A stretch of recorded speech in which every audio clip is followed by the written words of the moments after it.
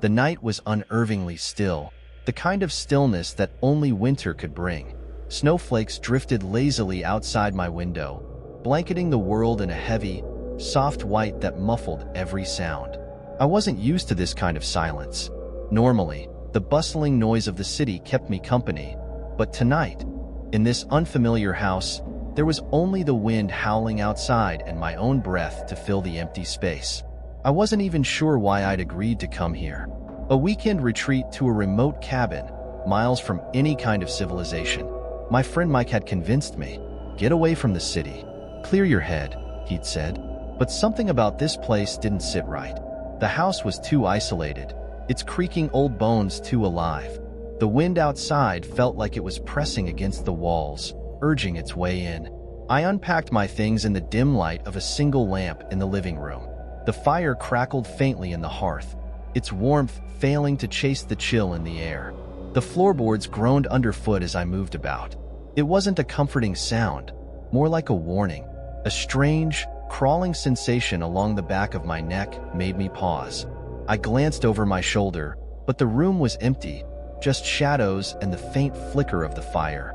I shook it off, trying to convince myself it was just the isolation playing tricks on my mind. The wind howled louder, rattling the windows. I walked over to the kitchen, desperate for something to distract me. The fridge hummed as I opened it, staring blankly at the sparse contents. I grabbed a bottle of water and poured myself a glass, trying to steady my nerves. Then, I heard it.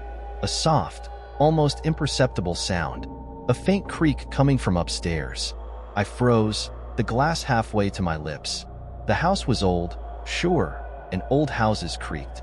But it wasn't the kind of creak I expected from a house settling. It was deliberate, slow, like someone was walking, just out of sight.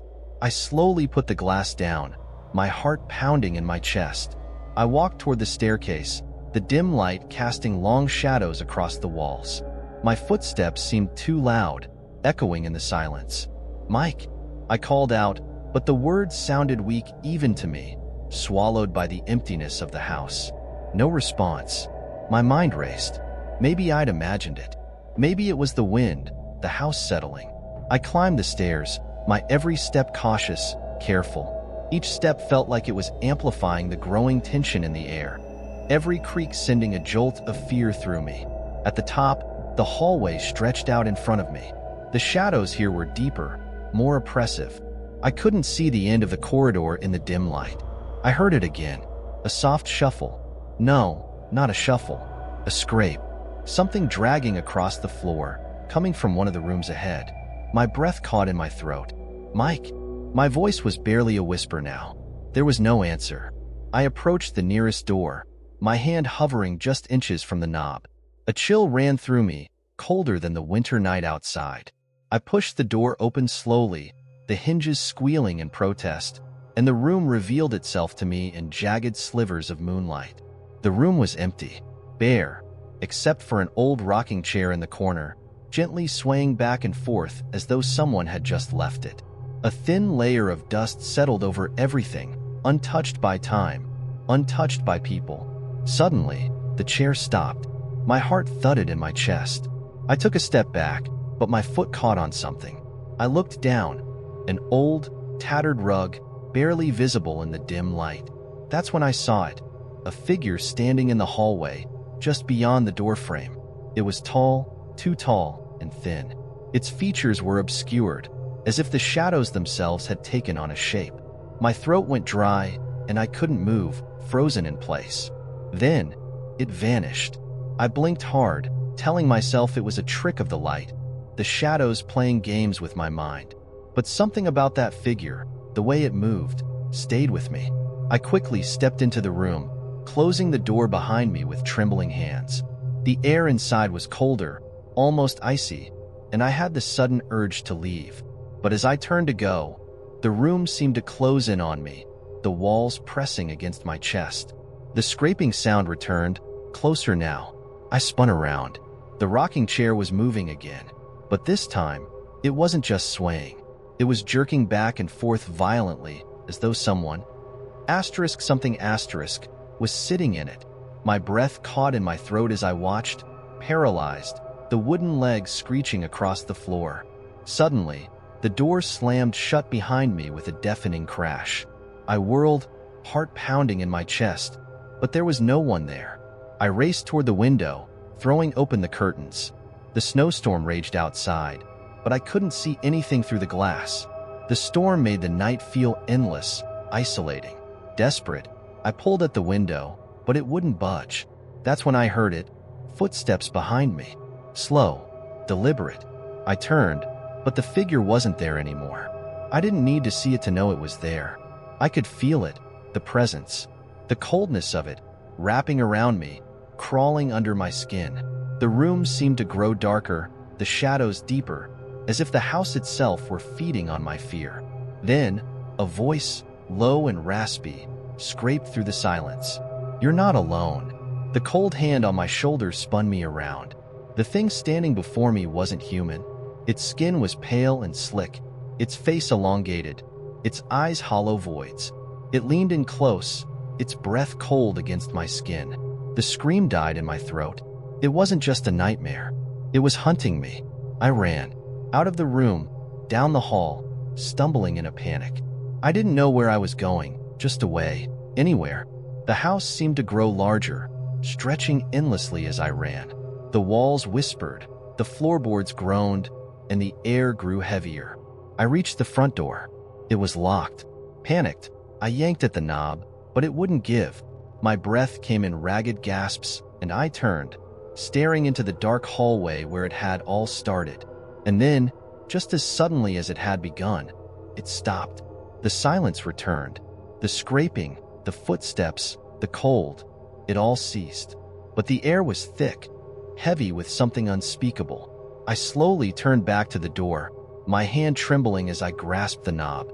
The door creaked open. Outside, the snow still fell in soft, endless flurries. But there was something new in the air, something that hadn't been there before. And as I stepped out into the cold, a distant voice whispered just behind me, "It's not over." The door slammed shut, and I was alone again. The storm hit hard, faster than the forecast had predicted. It came in with a brutal force, the wind howling like a wild animal, clawing at the windows of the cabin. I wasn't supposed to be here, but when the opportunity to house sit for my aunt in her secluded winter cabin came up, I took it. I'd always loved the quiet isolation of the place. No city noise, no distractions, just me and the snow. It was supposed to be peaceful, a break from the chaos.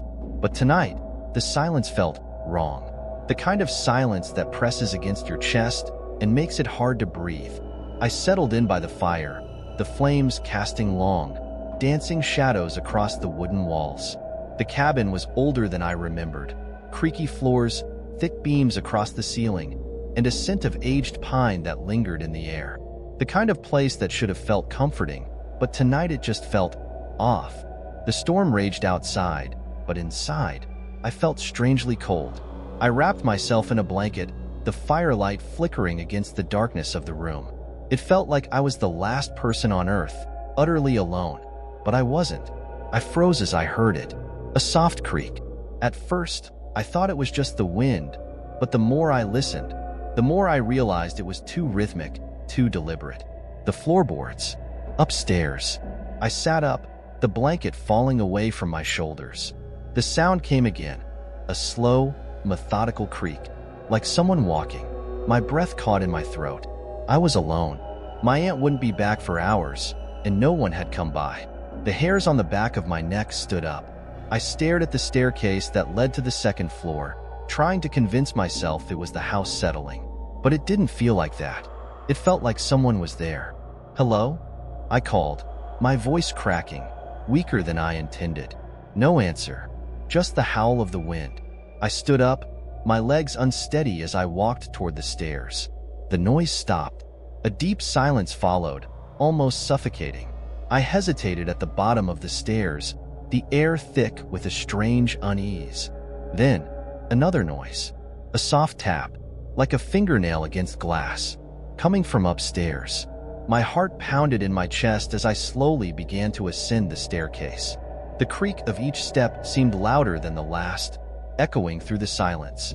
The top of the stairs was cloaked in shadow, the light from below unable to reach it. I stood there, breath shallow, listening. The tapping had stopped. The silence had returned. I walked down the hallway, my footsteps echoing as I passed each door. I could feel the cold air from beneath the doors, but none of the rooms felt lived in. No sign of anyone, just dust and stillness. Then, I saw it. The door at the end of the hall was slightly ajar. A sliver of dark space, like a slit in a canvas, revealing nothing but shadow beyond. I don't know why, but I walked toward it. My hand reached for the doorknob, and as soon as I touched it, a gust of cold air rushed past me, pushing the door open with a creak that made my skin crawl. Inside, it was darker than the rest of the house. The air was colder, almost unnaturally cold, and my breath came out in visible puffs. My eyes struggled to adjust, but I saw it. The rocking chair, sitting perfectly still in the middle of the room. The hair on the back of my neck prickled. There was no wind, no draft. Yet the chair was rocking ever so gently, as if someone had just gotten up. I felt a chill deeper than the freezing air. I turned and looked down the hallway, half expecting to see someone standing there. But there was nothing. No sound. Nothing. Suddenly, the chair stopped rocking. And then, from the corner of my eye, I saw a shadow, a fleeting movement. I spun around, but the room was empty. I felt it then, like something was watching me. The air in the room thickened, pressing against me. I stepped back, my pulse racing, but as soon as I turned to leave, I heard it. A voice, soft, barely a whisper, coming from the far corner of the room. Asterisk leave. Asterisk. My heart stopped. The voice wasn't human. It was too wrong. Like a whisper from a deep well, cold and distant. My legs froze, unwilling to move. I turned slowly, my eyes darting to the corner where the voice had come from. Nothing. I ran. My feet pounded against the wooden floor as I bolted down the hallway, slamming the door to the room behind me. I gasped for breath, my chest tight with panic. I rushed back down the stairs, but before I could reach the bottom, I heard it. The soft, deliberate creaking of the floorboards above. I wasn't alone anymore. Panic surged through me, my mind spiraling into overdrive. I ran toward the front door, yanking at the handle. It wouldn't budge. The storm outside raged, but inside, everything was silent. The kind of silence that felt alive, watching me, waiting. My breath came faster, quicker. I turned, searching for anything, any escape. That's when I saw it. The reflection in the hallway mirror. A face. It was pale, almost ghostly, with hollow eyes. It stood in the doorway to the kitchen, watching me. But when I blinked, it was gone. I spun around, my heart racing, but there was nothing, just the empty, oppressive silence. Then, I heard the footsteps again, slow, deliberate, coming from upstairs. Closer now. I stumbled back, my feet sliding on the wooden floor as I backed into the wall. I was trapped. The front door was locked. The windows sealed shut by the storm. The only way out was through whatever was upstairs, and I knew that if I went up there, I might not come back down. The footsteps stopped. I stood frozen, my chest tight, every muscle in my body screaming to run. And then, a whisper. Asterisk, you shouldn't have come, asterisk. I didn't know where it came from. It was everywhere, all around me, the voice wrapping itself around my thoughts. The walls seemed to breathe, the house closing in. In a blind panic, I turned, my hand grasping for anything, a weapon, a way out. But the room twisted before my eyes, the walls warping, the shadows stretching toward me like claws. And then, a figure, a tall, thin figure stood in the doorway. Its eyes glowed faintly, too wide, too empty. Its mouth stretched into a grin that was nothing but dark, empty space. I couldn't breathe. It stepped forward. Everything went black. Or is it? The house stood silent once more, the storm howling around it. The front door remained locked. No one was there to hear the whispers, no one to see the shadows lurking in the corners of the rooms. But perhaps, maybe, the house still waited for its next visitor. The snowstorm hit hard. I'd been watching the weather reports all day, waiting for the moment I'd be trapped inside my aunt's secluded cabin. She had insisted that I stay here for the weekend. No phone calls, no distractions, just a quiet retreat to get away from everything. It had sounded perfect when she suggested it, but now, as the wind howled outside and the temperature plummeted, I started to feel the unease creep in. I'm not someone who scares easily.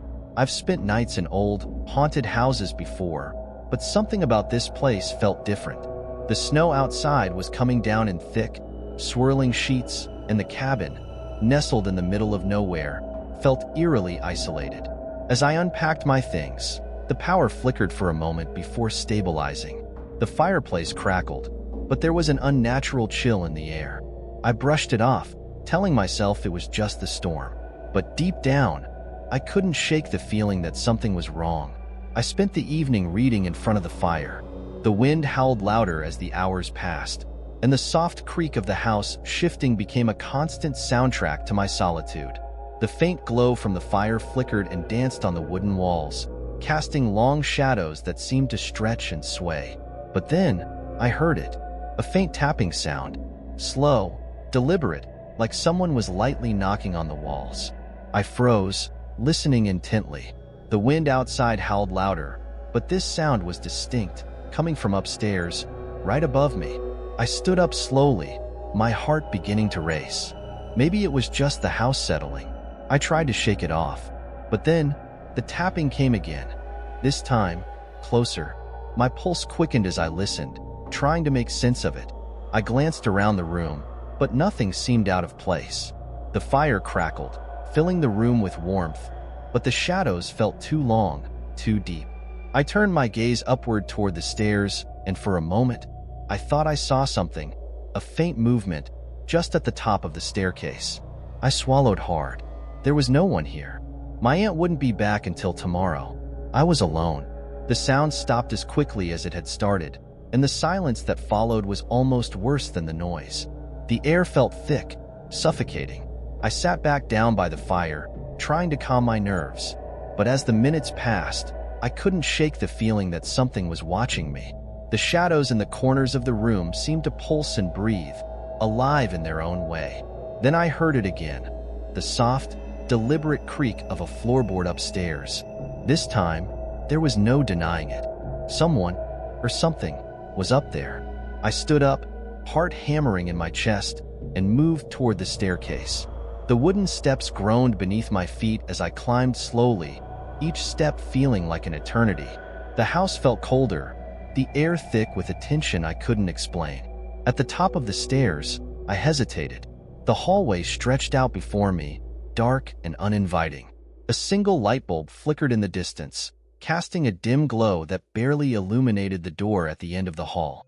I could hear the wind outside, but there was something else too, a faint whispering, like a soft murmur coming from behind one of the doors. "Hello?" I called out, my voice wavering. Nothing.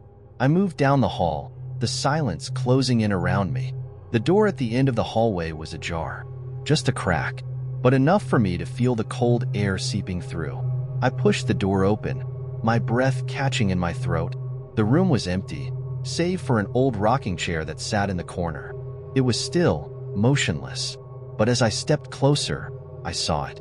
The chair was rocking ever so slightly. My heart skipped a beat. The hair on the back of my neck stood up, and my breath came in shallow gasps. I backed away slowly, trying to steady myself. That's when I heard it. The distinct sound of footsteps behind me. Slow, deliberate. They were coming from the hallway. I spun around, but there was nothing there. Just the dark, empty hallway stretching out before me. My pulse raced, my body frozen in place. "Who's there?" I shouted, my voice cracking with panic. But there was no answer, only silence. I turned back to the rocking chair. It had stopped moving. Suddenly, the temperature in the room dropped, and my breath came out in visible puffs. I felt a presence behind me, the hairs on my neck standing on end. I whipped around, but again, there was nothing there, except the whisper. Louder now. "Leave." I froze, the words curling in my mind like smoke. A rush of cold flooded through my body. I stumbled backward, my hand grasping at the doorframe to steady myself. But as I looked around, the room began to shift. The walls seemed to close in, the shadows growing longer, more aggressive. The floorboards groaned, louder now, coming from the hallway, then from behind me. The whisper came again, but this time it wasn't just a voice. It was a presence, moving around me, circling, pressing in. I couldn't breathe. My chest tightened, the air thick and suffocating. I turned and fled down the stairs, panic driving me forward. The house groaned with every step I took, the shadows following me, closing in. I reached the front door and yanked at the handle. It wouldn't open. My fingers slipped against the cold wood, and I pulled harder, desperate.